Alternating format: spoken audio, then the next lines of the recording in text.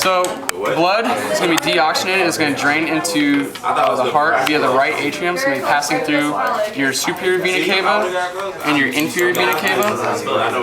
It's going to be coming from the superior and inferior parts of the body, draining into the right atrium. That's this chamber. Alright.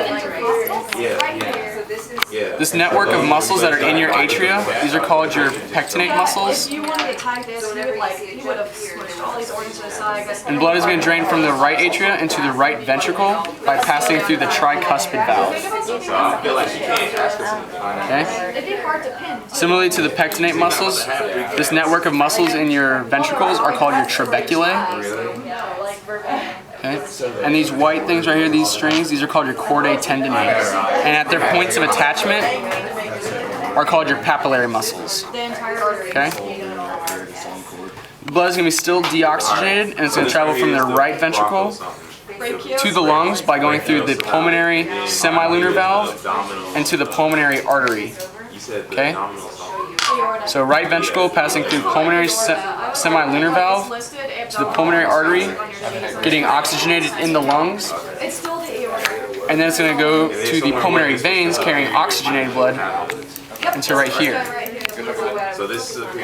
This is going to drain into the left atrium. Okay?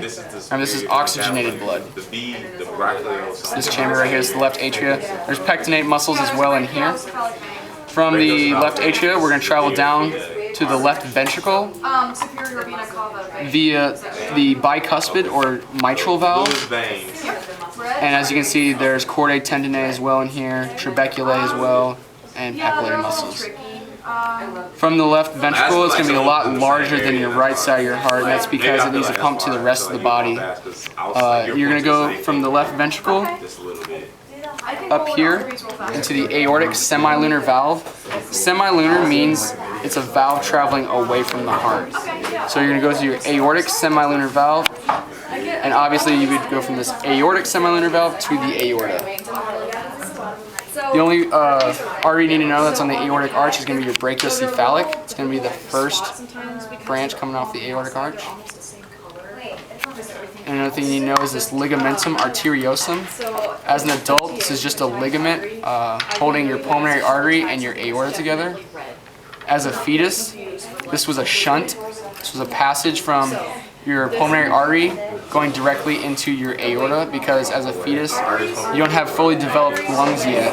So you need to bypass the lungs by going up the pulmonary artery, into the aorta, into the rest of the body. And at the first breath of air, this collapsed part of the pulmonary artery opens up, and then blood starts traveling to your lungs. And that's your heart.